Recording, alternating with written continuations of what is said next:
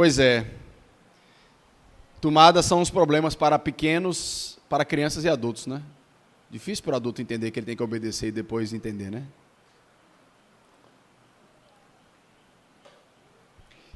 Meus irmãos, hoje nós vamos começar a exposição do livro de Atos.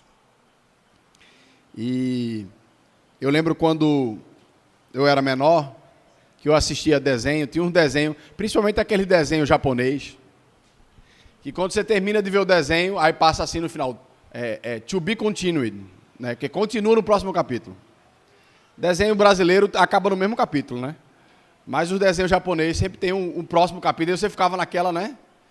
Quem será que vai ganhar a batalha do Pikachu? Tinha que ver o próximo episódio para poder a gente poder saber o que é que vai acontecer. Hoje, o dilema moderno é a série que para no meio. Você começa a ver a série, gosta, aí quando você está com ela, acabou. Daqui a 2 anos lança o próximo. Eu disse, puxa vida, pô. A Casa de Davi, até agora, a gente já sabe a história, porque a gente já leu a Bíblia, espero. Mas até agora a gente está esperando o que é que vai acontecer na Casa de Davi, porque está lá, Davi ganhou de Golias e, né, estamos esperando o que é que vai acontecer. E a versão mundana do negócio chama-se novela, BBB, né, que a gente fica também, né, esperando o que é que vai acontecer. Por quê? Porque nós gostamos que a história tenha início, meio e fim. Tem coisa mais frustrante do que você querer ouvir uma história e a história para no meio. E a gente fica com aquele senso, né, de querer saber como é que aquilo termina. A jornada de exposição do livro de Atos é uma jornada que vai ajudar você a entender o meio e a fazer você visualizar o fim das coisas. É um livro extremamente importante para a gente poder compreender toda a história do Novo Testamento, todo o escrito do Novo Testamento e do Antigo também. Então, na nossa jornada, nós precisamos sempre de 3 coisas. Nós precisamos olhar o nosso passado e analisar o nosso passado à luz da palavra de Deus. Nós precisamos compreender qual é o nosso objetivo, o nosso propósito no presente. Mas também nós precisamos saber olhar para o futuro. Para onde nós estamos indo, qual é o nosso destino. E Atos nos ajuda muito nisso. Porque com a palavra de Deus, a gente consegue fazer essas 3 leituras. A gente consegue enxergar com clareza a nossa história, a gente consegue enxergar o nosso propósito no dia de hoje, e a gente consegue enxergar o nosso futuro.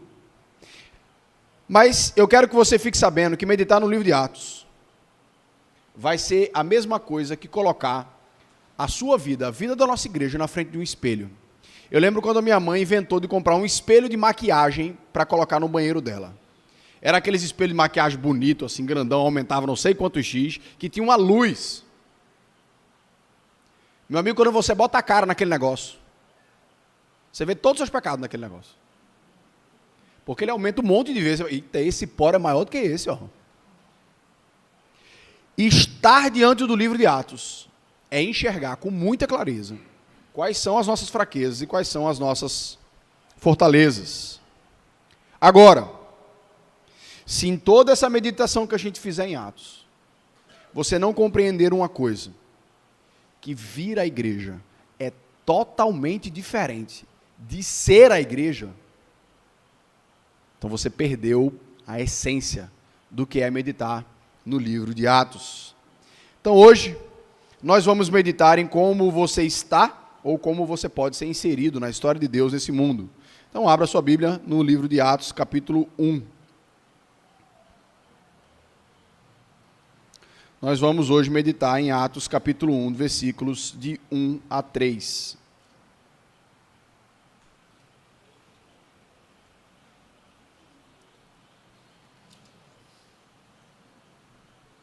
Atos capítulo 1, versículos de 1 a 3. Escrevi o primeiro livro, ó Teófilo, relatando todas as coisas que Jesus começou a fazer e a ensinar, até um dia em que foi levado às alturas, depois de haver dado mandamentos por meio do Espírito Santo aos apóstolos, que tinha escolhido. Depois de ter padecido, Jesus se apresentou vivo aos seus apóstolos, com muitas provas incontestáveis, aparecendo-lhes durante 40 dias e falando das coisas relacionadas com o reino de Deus. Vamos orar. Senhor Deus, nosso amado Pai, que nesse momento, Senhor Deus, o mais profundo anseio do nosso coração seja em aprender da Tua palavra e ouvir da Tua voz. Senhor Deus, que o nosso coração se anime quando chega o momento não só de louvar o Teu nome, não só de Te adorar, ó Pai, com os dízimos e ofertas, mas quando chega o momento onde nós, como família, estamos para ouvir o nosso Pai falando através da pregação da Tua palavra. Senhor Deus, eu te peço, clamo a Ti misericórdia como Teu servo, para apresentar aquilo que é fidedigno à Tua palavra, Senhor. Mas que nós sejamos consolados, edificados e confrontados, ó Pai, pela Tua Sagrada Escritura nessa noite. Em nome do Teu Filho amado Jesus. Amém. Meus irmãos, Lucas é o autor do livro de Atos. E aqui nesse comecinho ele deixa claro que ele não está escrevendo o primeiro livro ou um livro. Ele fala, escrevi o primeiro livro, né? Relatando todas as coisas que Jesus fez. E esse primeiro livro é o Evangelho de Lucas. Né? A gente está acostumado com um livro passando página, né? Mas naquela época os livros eram rolos muito grandes, né? Então ele fala, o primeiro rolo que eu escrevi para você, Teófilo, foi falando do que Jesus fez. E quando ele fala sobre essa obra, as duas obras começam com Lucas se relatando esse tal de Teófilo, que é uma indagação grande, né? Quem foi Teófilo, né? Provavelmente Teófilo foi um homem que custeou, inspirado por Deus, a pesquisa de Lucas, né? Era conhecida essa figura, né, que incentivava as artes, era conhecida como um mecena, né?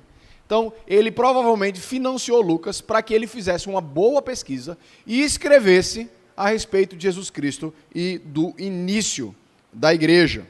Então, no Evangelho, Lucas deixa isso claro que ele fez uma pesquisa muito detalhada, que ele conversou com muitas pessoas, que ele anotou tudo que ele estava ouvindo, de pessoas que estavam nas histórias, de pessoas que ouviram de primeira mão as histórias de Jesus. E aí ele fala lá no versículo 4 do capítulo 1 de Lucas, que ele escreve aquelas coisas, tanto de Lucas quanto Atos, para que tenha plena certeza das verdades em que você foi instruído. É como se Teófilo quisesse conhecer mais a fundo, ele já acreditava, mas ele queria conhecer mais a fundo. E ele fala, eu sei que você já foi instruído nisso, e está aqui a base do que você está buscando, daquilo que você crê. Meus irmãos, o cristianismo enfrentou muita perseguição e muita calúnia nas primeiras décadas.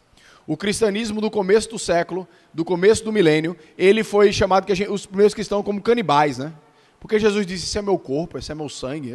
Os caras se reúnem para comer o corpo de Jesus. Esses caras são canibal. Então, houve muita mal entendimento do que era os cristãos, aqueles que queriam seguir a Jesus. Então, a mesma verdade começou a transformar milhares de pessoas, e a gente vai ver isso no livro de Atos. Também uma verdade que provocava muitas dúvidas na cabeça de outras pessoas e até muitas acusações em outro grupo. Lucas, movido pelo Espírito Santo, ele é uma importantíssima testemunha para nós a respeito da história de Jesus Cristo e a respeito da história da igreja. O único livro histórico da história da igreja que você tem é o livro de Atos. Os outros você percebe a história por inferência, mas o livro de Atos é um livro histórico sobre o princípio da igreja, que hoje vem sendo muito atacada. Não hoje, né? Sempre foi. Hoje a igreja tem se tornado desnecessária. Para que igreja? Eu busco a Deus em casa. São pessoas que estão tendo dificuldade na leitura com o livro de Atos. Onde é que estava o que era a igreja na mentalidade de Jesus Cristo e como ele cuidou e alimentou isso, a gente vai ver isso no livro de Atos. Então, o livro de Atos é um livro que conecta os evangelhos com as cartas. As cartas são direcionadas para as igrejas. Como é que você vai entender isso sem Atos? A gente não consegue entender. É um livro que vai juntar o judaísmo com o cristianismo. É um livro que nos mostra como a lei e a graça passaram a caminhar juntas. Eu gostei da expressão do reverendo Hernando Dias Lopes, que ele diz que Atos é a dobradiça do Novo Testamento. Ele está ali, né? Juntando para que funcione aquelas duas partes do Evangelho e das cartas que nós encontramos depois do livro de Atos. E uma das coisas que Lucas deixa claro aqui no começo de Atos é que o primeiro livro se trata das coisas que Jesus começou a fazer e a ensinar. Jesus não parou de fazer e ensinar. No Evangelho está escrito aquilo que Jesus começou a fazer e a ensinar. E é interessante a gente entender aonde está o nosso começo. Nós, como cristãos, ou se você se declara cristão, o começo da vida está naquilo que Jesus fez e falou. A vida da igreja, a vida do cristão, ela está intrinsecamente ligada à pessoa, obra e ensino de Jesus Cristo. E uma das coisas que Lucas fala, ele diz, olha, versículo 3, depois de ter padecido, Jesus se apresentou vivo aos apóstolos com muitas provas incontestáveis. Jesus não foi e não é uma pessoa fictícia. Jesus foi e é uma pessoa extremamente real, como eu e você. A nossa fé, ela não repousa sobre uma ideia, uma ideologia, uma filosofia. A nossa ideia, a nossa fé, ela se baseia em um Deus encarnado.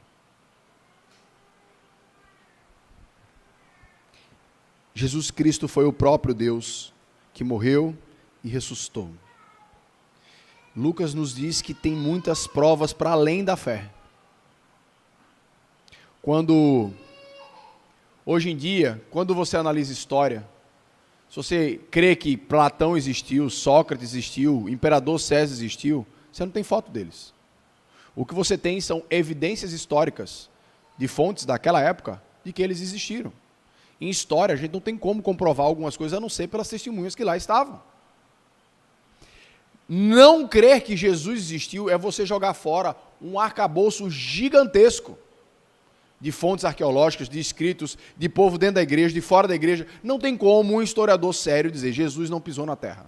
Não tem como. O que tem como, e o que é necessário fé, é acreditar que esse Jesus que pisou na terra é Deus e Salvador. Aí você precisa de fé. Precisa acreditar que aquela pessoa que veio não é só um homem que morreu. Crer que Jesus veio e que ele morreu na cruz, qualquer historiador daquela época e de hoje em dia consegue acreditar. Que ele é Deus e que ele é o Salvador, aí a gente precisa de fé. Quando Jesus ressuscitou, teve várias mentiras, né? Disseram que os discípulos de Jesus roubaram o corpo dele para poder dizer que ele ressuscitou. Agora ele não pode mais ir lá no túmulo, né? Porque roubaram o corpo. Essa foi a versão do Império Romano, né? dos fariseus logo de cara. Tem uma versão mais moderna que diz que Jesus na cruz não morreu de verdade. Ele entrou em coma, né? Ele entrou numa morte aparente, depois ele reviveu, mas ele não morreu de verdade. Meus irmãos, eu acho muito, muito, muito difícil o Império Romano, com toda a sua crueldade, com todo o seu poder, não saber quando alguém está morto. Eles sabiam matar pessoas. Eles eram profissionais nisso. E tem outros que Jesus não ressuscitou. Na verdade, os discípulos dele visitaram o túmulo errado. Após a ressurreição de Jesus, você está aqui exatamente no livro, esse comecinho do livro de Atos, nesse intervalo, onde Jesus já morreu, já ressuscitou e ainda não subiu aos céus ainda. Comecinho de Atos é esse período histórico aí. Paulo fala que Jesus já apareceu 10 vezes nesses 40 dias. Depois que Jesus ressuscitou, a Bíblia relata 10 aparições de Jesus, com discípulos, com Maria Madalena, com 500 pessoas, como Paulo fala lá em 1 Coríntios capítulo 15. E em algumas circunstâncias, Jesus foi tocado. Jesus comeu com aquelas pessoas. O que é que significa para mim e para você? O que a palavra de Deus nos revela nisso é que Jesus Cristo não foi uma aparição, não foi uma visão, foi o mesmo Jesus, que estava com eles, agora estava ressurreto em pessoa. A nossa fé, meus irmãos, ela é historicamente verificável. Nós não temos somente o testemunho da autoridade da palavra de Deus, que nos auxilia, que nos direciona para crer, como também há elementos históricos que fundamentam isso, ao ponto de Lucas dizer assim, rapaz, você não tem como contestar as provas de quem foi Jesus.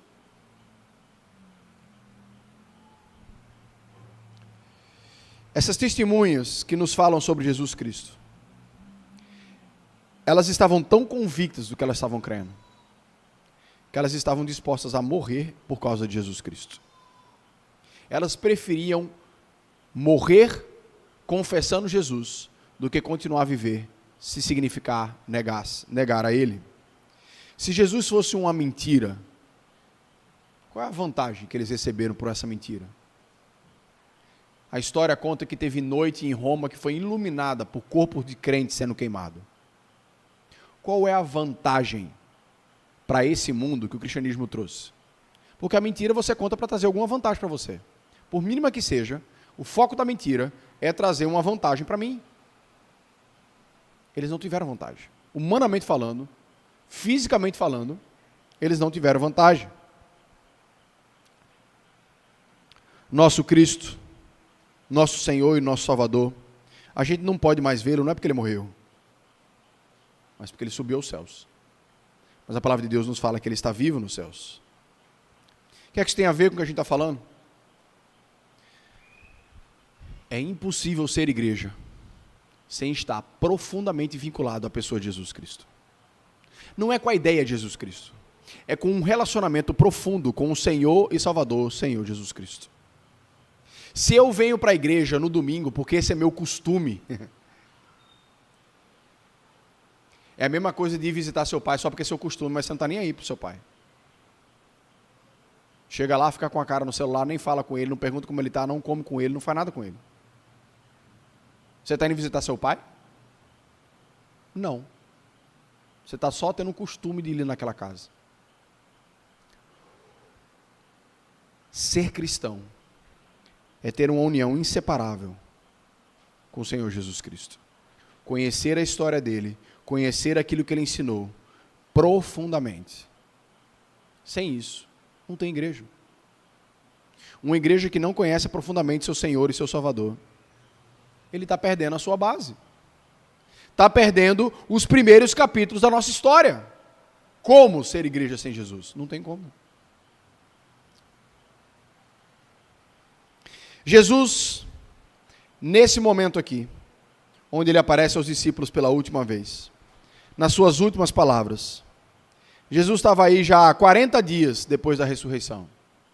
E faltava 10 dias para o Pentecoste, que ainda vai acontecer aqui em Atos capítulo 2. Lucas nos diz que nesse período, Jesus disse vários mandamentos. Ele fala aqui no versículo 2, depois de haver dado mandamentos por meio do Espírito Santo aos apóstolos. Aquelas últimas palavras das pessoas que nós amamos são extremamente importantes, né? Eu estou indo, mas é o seguinte, olha, preste atenção nisso, preste atenção naquilo, preste atenção naquilo. Eu lembro quando meu pai me chamou um dia antes de eu casar, foi ter uma conversa comigo.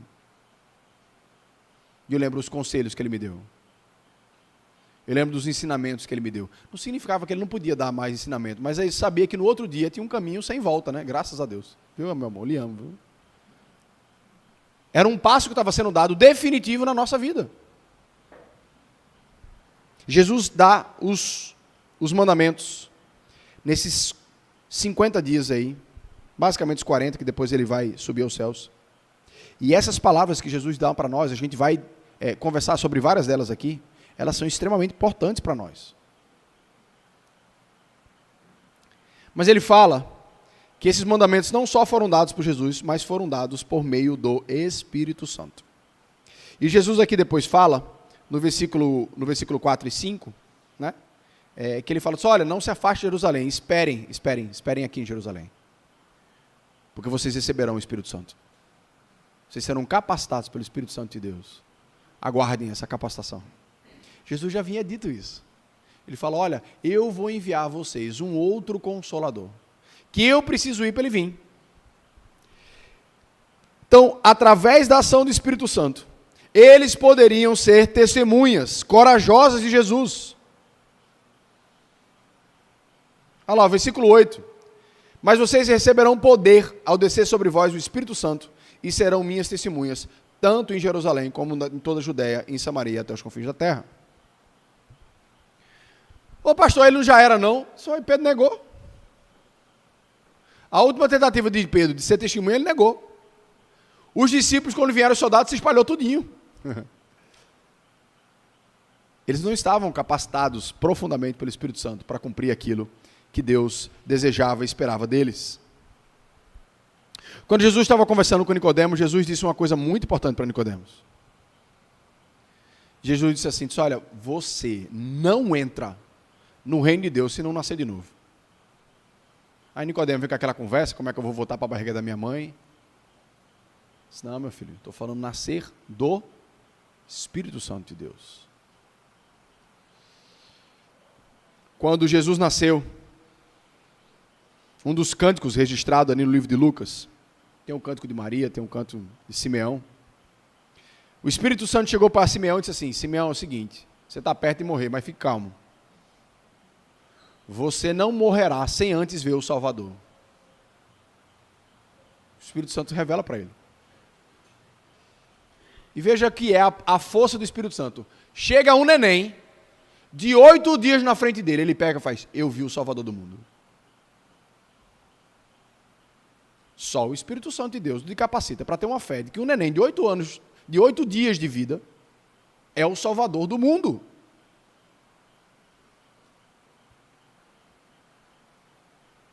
Na fase da igreja, meus irmãos, a fase da história que nós estamos vivendo, a dinâmica do poder de Deus é um pouco diferente.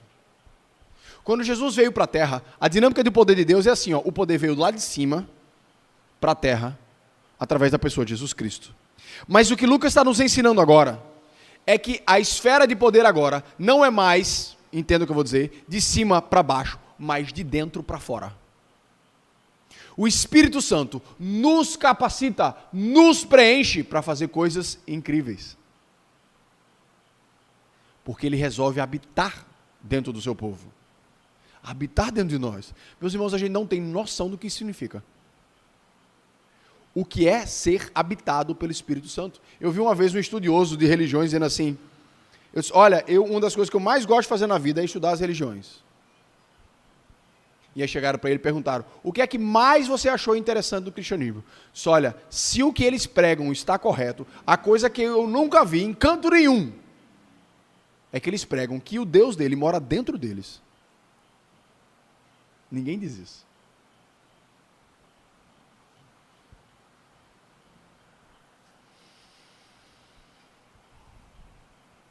A Trindade, meus irmãos, o Pai, o Filho e o Espírito Santo, eles trabalham em conjunto para que algo incrível aconteça, para que Deus cumpra o seu plano. O plano de Deus é ter um povo para si, que o adore e o glorifique, da qual eles o chamam do seu povo e da qual eles chamam a ele de o seu Deus. O Pai elaborou o plano, Jesus Cristo veio executar, e é por meio do Espírito Santo que opera a obra de Jesus Cristo em nós. Sem a Trindade, não tem salvação. Sem o papel de cada um da Trindade, não tem a salvação. É por meio do Espírito Santo que a igreja é empoderada. Essa palavra está, né? Usada errado, vamos usar ela certa. A igreja é empoderada para fazer a missão que o Pai reservou para ela. E o que é importante do que Lucas está escrevendo?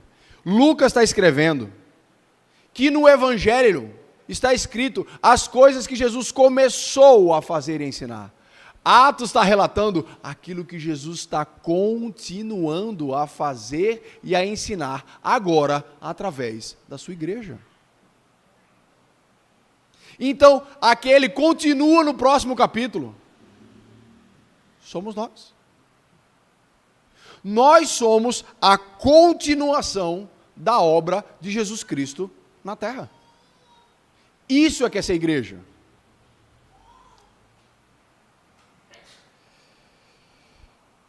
Nossa vida, o ser igreja, é ser dependente da ação do Espírito Santo de Deus. Sem o Espírito Santo, nenhum de vocês estariam aqui. Sem o Espírito Santo, vocês não entendem uma única palavra do que eu estou dizendo aqui. Nem eu consigo dizer. O Espírito Santo é quem transforma letras em verdades para o nosso coração. O Espírito Santo é quem ilumina o nosso espírito para que a gente possa compreender verdades espirituais. Porque o que eu estou dizendo para você, nenhum filme, nenhuma foto vai explicar.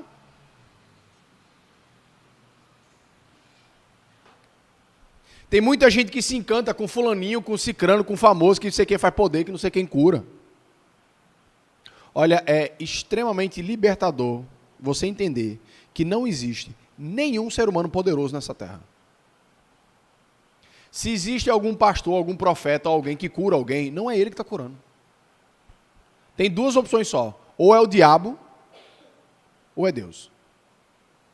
Mas o homem em si, ele não tem poder nenhum.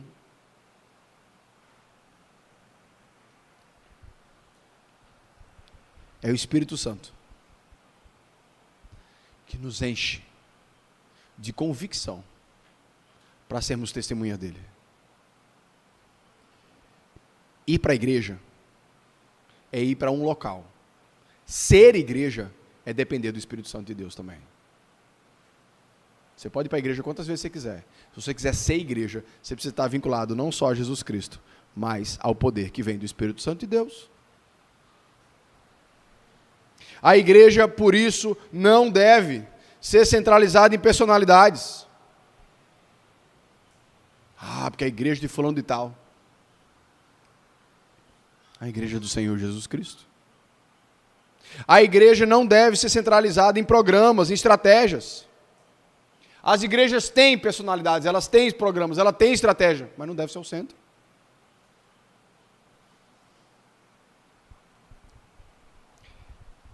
É por meio do Espírito Santo que você que deseja ser igreja está sendo convidado a fazer parte como um indigno protagonista da história. Onde Deus pode usar a mim e a você como um instrumento de transformação da vida de outras pessoas, que na verdade quem efetua a transformação é o Espírito Santo de Deus. Nós estamos vivendo essa fase da história.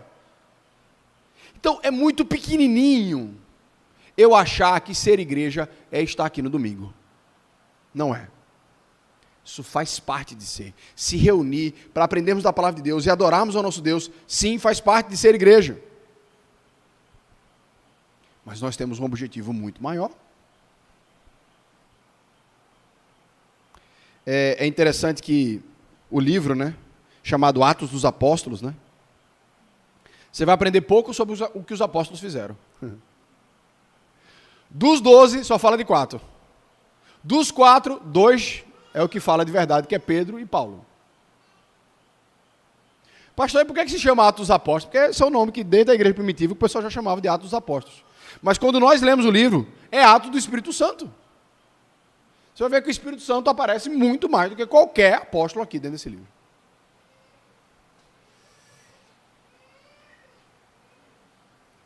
Meus irmãos, nossa história está vinculada ao Senhor Jesus Cristo. Nós somos empoderados e chamados para fazermos parte desse momento histórico, como igreja, para alcançar e transformar a vida de pessoas através do poder do Espírito Santo. E nós temos que olhar para o fim. João Batista, quando pregou a chegada de Jesus, a iminência da chegada de Jesus, João Batista disse que eles tinham que se converter porque o reino de Deus estava próximo. Quando Jesus pregou, ele dizia que o reino de Deus já havia chegado. E Jesus, em Lucas 17, 21, fala que o reino de Deus está em nós. Muitos naquela época ficam querendo ver, cadê o reino de Deus, Aqui mesmo, aqui no capítulo 1 tem isso, Os discípulos chegam para Jesus, já está na hora de o Senhor restaurar o reino de Israel. Poxa, como é que ele vai restaurar se Jesus está dizendo que ele já chegou, está em nós? As pessoas queriam um reino físico, visível, tocado, onde Jesus era o rei e eles estavam ali, na administração, na parte boa.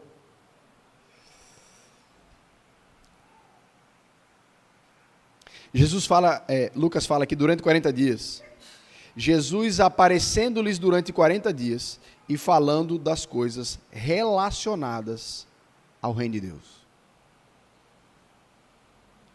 Jesus sabia que ele só tinha 40 dias.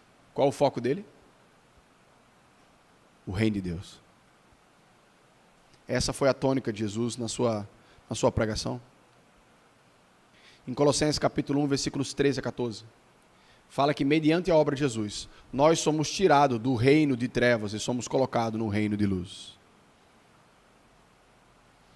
Falar sobre o reino de Deus é fazer você entender que no mundo em que você não vê, só existem dois reinos: reino de trevas, reino de luz.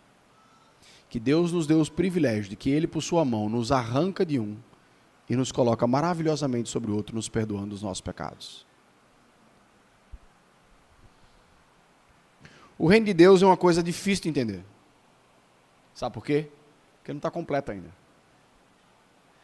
Lá no final, ele vai estar completo. Por enquanto, ele está dentro de nós. Ele está dentro daqueles que creem em Cristo Jesus. O que Jesus quer dizer é que o reino dele já chega naquele coração onde Jesus é Senhor. Na vida, nas decisões, naquilo que nós escolhemos, naquilo que nós não escolhemos. Ela está pautada pelo nosso Senhor Jesus Cristo. E a gente consegue ir atrás de coisas que antes eram impossíveis por conta do Espírito Santo. Ele se revela na vida daqueles que foram libertados da garra de Satanás e estão agora colocados na família de Deus. Cantamos aqui, né? Por amor, Ele nos adotou. Você tinha outro pai. É o pai da mentira, né? Que é Satanás. Então, se nós quisermos sermos transformados e libertos, nós precisamos de um Salvador. Nós precisamos de um novo dono. E eu quero que você entenda isso bem. Aqueles a quem Satanás possui, ele não faz questão nenhuma que você sabe que você é dele. Uma das coisas que Satanás mais gosta é que você ache que você é dono de você mesmo. Ele ama isso. Quem acha isso, quem pensa isso, já está tudo ok. Só esse aí não precisa de salvação. Ele não acha que precisa de salvação, então para que eu vou mexer nele? Eu estou lendo um livro de um pregador que eu sou apaixonado. Já li várias pregações dele, que é o pregador inglês Lloyd Jones. E ele escreveu um livro chamado Pregação em Pregadores. E ele falando assim, a coisa mais urgente que nós precisamos fazer com as pessoas é que elas precisam ser humilhadas pelo Evangelho. Ai, que coisa feia de dizer, ninguém precisa ser humilhado. Não tem como a pessoa reconhecer a necessidade de um Salvador se ela ainda carrega o seu orgulho, carrega o seu ego.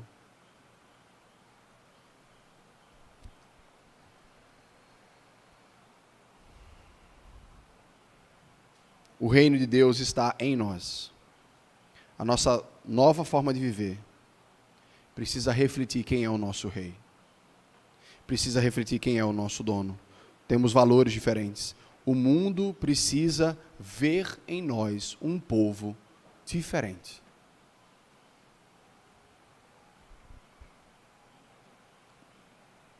Essa mensagem, essa missão é dada aos apóstolos. Não sei se você sabe, né, mas a palavra apóstolo, por mais que a gente tenha um conhecimento, né, uma significação muito forte para a gente, essas pessoas específicas que Jesus conheceu, não era uma palavra que tinha somente esse significado naquela época. Um apóstolo naquela época era alguém que era enviado pelo governo para mandar uma mensagem. Então, quando ele chega lá, é como se fosse um oficial de justiça. O apóstolo é tipo um oficial de justiça. Quando o oficial de justiça chega na sua casa, misericórdia, né? Coisa boa que não é, que ganhou alguma coisa não vai ser, dificilmente, né? Você sabe que ele não está representando ele mesmo, mas ele está representando aquele órgão ali. O apóstolo era essa mesma palavra que era utilizada. Eles eram enviados com a autoridade de quem os enviou. É lindo isso. Jesus pega essa palavra que já tinha significado e usa para esses homens, olha, eu escolhi vocês para que vocês vão com a autoridade minha. Meus irmãos, entendam uma coisa sobre a época histórica que a gente está vivendo, que eu vou falar agora vai ser polêmico, depois a gente discute. Deus não fala mais através de profetas. Tanto é que você vê que esse movimento, no Novo Testamento, ele vai morrendo. O que Deus fala hoje é através da igreja. Porque a igreja é o apóstolo de Jesus hoje em dia. Não estou dizendo que eu sou apóstolo, não. A igreja, nós somos aqueles que estamos sendo enviados por Deus com a autoridade dele para falar dele. Essa é a nova forma de Deus falar.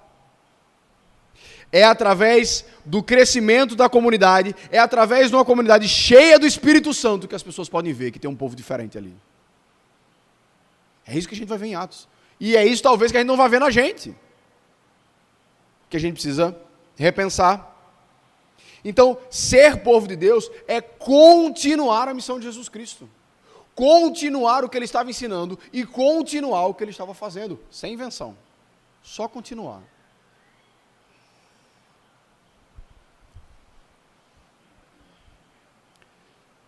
Nossa missão é muito grande. Que Deus nos chama para pregar o Evangelho em todos os lugares. Seja como uma forma como a gente pode contribuir e fazer isso. Seja levantando os missionários aqui dentro dessa igreja. Para ir para lugares pertos, longe e muito longe. Seja apoiando esses missionários. Seja nós atravessamos essa rua e falando do Evangelho para esse prédio. Falando para esse bairro. Falando na orla desse lugar onde Deus nos colocou.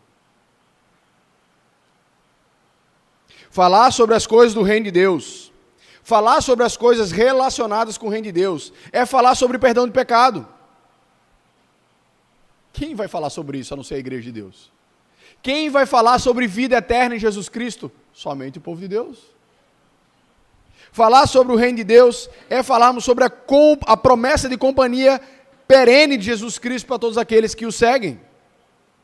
Falar das coisas do reino de Deus é falarmos que Jesus Cristo está para voltar. Que isso não é uma ideia. Isso é uma agenda, isso é um dia no calendário. Quem vai falar dessas coisas? Quem vai continuar a fazer essas coisas que Jesus estava fazendo? Quem vai fazer? Somos nós. Do contrário, se todo o nosso foco, se todo o nosso propósito é se reunir, ficar sentado no ar-condicionado, ouvir música boa, alegrar meu coração falando coisa de Jesus, eu boto meu louvor e esqueço o mundo. Não confunda o treinamento e o fortalecimento com a isenção da missão.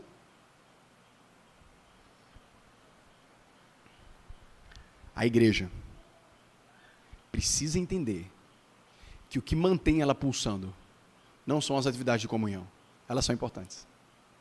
Mas o que mantém a igreja pulsando é quando ela está cumprindo a missão. Essa é uma das coisas que mais alegra o meu coração. Assim, disparada em viver com Cristo. É quando a gente recebe bebês na igreja. Pessoas que estão começando a caminhar agora. Pessoas que estão sendo transformadas pelo Evangelho. Olha, quando eu acompanho uma família e alguém assim, isso é fôlego para mais 20, 30, 40, 50 famílias. Se você não está nesse centro, se você não está buscando isso, se essa não é a pulsação do seu coração, da sua mente, você ainda não descobriu o que é maravilhoso de caminhar com Jesus Cristo, sendo potencializado pelo Espírito Santo. Vale mais do que 30 acampamentos. E ainda que for um acampamento num resort, é melhor. Porque através desses momentos a gente percebe muito nitidamente que o nosso Jesus é maravilhoso, poderoso, para entrar e modificar completamente a vida das pessoas. Quando a gente vê alguém transformado, você vê o reino de Deus em outro lugar. Você vê o reino de Deus nascendo no olho, no coração daquela pessoa, daquela família. Eu espero que você se vicie nisso. Que isso seja a motivação do seu coração, da hora que você acorda até a hora que você dorme. Que quando você não faça isso, que isso incomode o seu coração e deixe você agoniado. As pessoas precisam ouvir falar do que Jesus começou a fazer e a ensinar. E Deus, em sua graça e em sua misericórdia, escolheu a nós para ser esse meio. Eu me acho indigno e muito fracassado para fazer isso. Glórias a Deus que Ele nos deu o Espírito Santo para nos capacitar a fazer aquilo que a gente não tem capacidade. Vamos orar?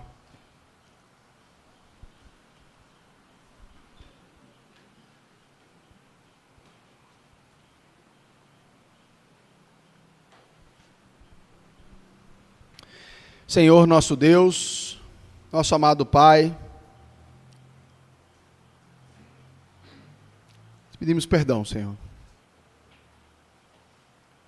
Te pedimos perdão porque quando a gente se confronta com a palavra, quando a gente se confronta com a nossa missão, vem tanta coisa na cabeça, no coração que ainda está faltando. Senhor Deus, que o nosso mais profundo desejo e ardor do coração seja sermos uma igreja que é poderosamente utilizada e capacitada pelo Teu Santo Espírito para impactar o mundo. Não é sobre tamanho, não é sobre orçamento, não é sobre estratégias, não é sobre campanhas. É sobre o privilégio de levar o nome do nosso Senhor Jesus Cristo, esse nome que pode transformar a vida de qualquer pessoa. Tira os medos do nosso coração. Nos dá da ousadia que vem do Teu Santo Espírito. Não para virmos à igreja, mas para sermos igreja. No nosso local de trabalho, na nossa família, aonde nós nos divertimos, no nosso lazer, na nossa hora de descanso. Que a gente possa viver o que a gente canta, que Tu seja o nosso respirar, que aquilo que Tu desejas seja o único desejo do nosso coração. É assim que nós oramos, ó Pai, em nome do Teu Filho amado Jesus. Amém.